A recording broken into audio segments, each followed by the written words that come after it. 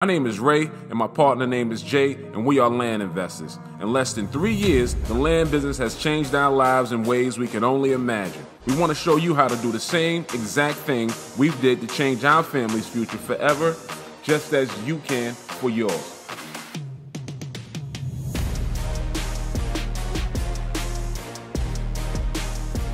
Welcome to Land and Legacy. My name is Ray. And my name is Jay. And we are Acre Boys. So today's topic, we're going to talk about some things that could be done with your land if you already own a piece of land. We get a lot of people that's in our DMs and inboxing us and asking us what could they do with their land and how could we help them with their land that they already own. So that was the purpose why we wanted to really tackle this video, just to throw out a few options for people who may not be aware of some of these options of what they could do with a piece of raw land. Well, the first thing that comes to mind when you talk about profiting off of the land would be seller finance. That's where you go ahead and acquire a property and you have someone that's come in that's going to lease the property for you until they pay it off. And at that point, you would give them the deed. That would give you a residual income when it comes to land. Another thing that stands out to me is what about car parking, whether that be trucks or cars, whatever the case may be. Now keep in mind, that's going to depend on the zoning of that particular area that you're in, but you can charge, for people to come in and actually park, and you can receive residual income from that as well. There's another thing that happens a lot in some rural places, which is actually renting out space for people to actually do farming on that particular land, which is kind of, especially in the South, this is kind of a popular thing to do. So what would happen is you would section off certain plots. So let's just say somebody wanted to come in and do, whether it be grapefruits, oranges, whatever the case may be, and they may not have the space to do that where they reside at. So they can actually lease a plot from you in order just to do their gardening right there. Those are the couple of things that stand out to me. We primarily like to flip in and get out of our land deals. So, clearly that's one thing. You can sell the land, but I know a lot of people in this particular instance was wondering what they could do if they didn't want to sell their land. So I took the leisure of pulling up a list of a few things, because there's really a lot of different things that you can do. Me, myself personally, I think it depends on where the land sits at and what's in demand in that area, because certain things that would apply to land in the South may not apply to land in the West, and vice versa. So I think you need to really figure out what's in demand in your area. You know what I mean? You may not, if you're way out in the country, maybe putting somewhere to park is too far from where most people are going. So it just has to make sense to what you want to do with the land. So let's just take a look at a few things that I pulled up. And this list that I'm looking at is, we'll run off a few of them. One was use the land as a boat storage. Nothing that I per se would want to be in, but if you're near water, that makes a lot of sense. If you're near water, maybe out in Florida or places that's surrounded by water, that would make a lot of sense. You can use your land as a boat storage. People always need a place to store their boats. Another one is forest timber on the land. The timber game is, you need to know what you're doing when it comes to the timber game. That's a long-term play when it comes to timber.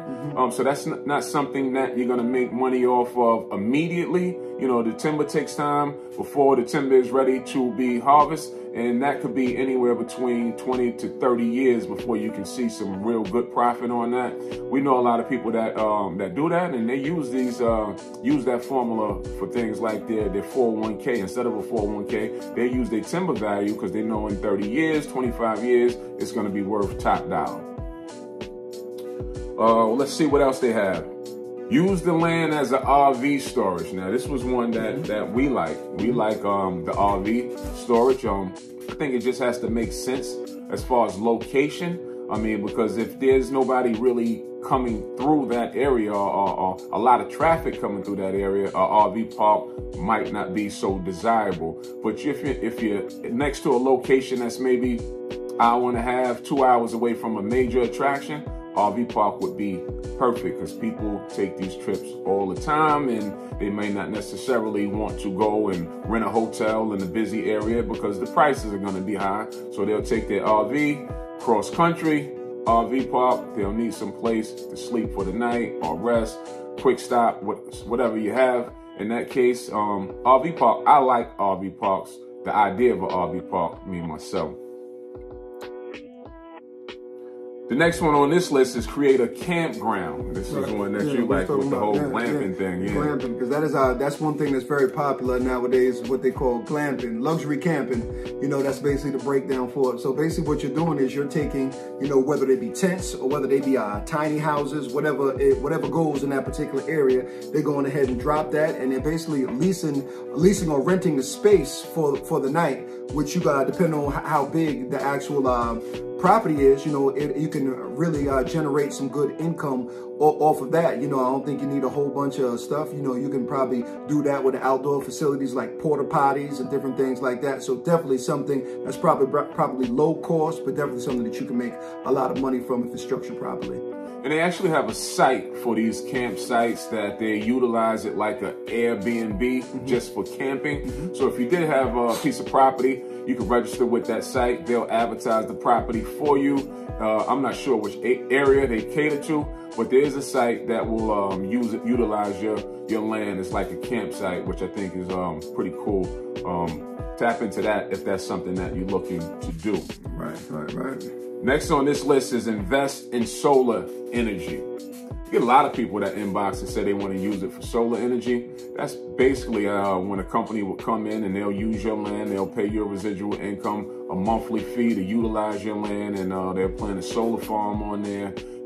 It's almost similar to what we were speaking about with the leasing the land out. This is the same thing. It'll be a lease for the land and they'll just utilize it as a solar energy farm on that land. Now, if your land is located right off of a primary highway or a major road, what can happen too, sign companies will actually pay you, billboard companies will actually pay you to put a billboard up on your property just because of the visibility and what's the traffic count coming up and down that particular road if it fits in the right space. So that's definitely another thing that is doable as far as your land. But definitely for that, your location is going to be very, very important when it comes to someone, especially a company looking to invest in that kind of thing. You got to have the right property and the right location. All right, we'll go through a few more. We're not gonna get through the whole list. That would, make the video way too long. So we want to cap it. But here's another one: grow flowers and sell at a farmer's market.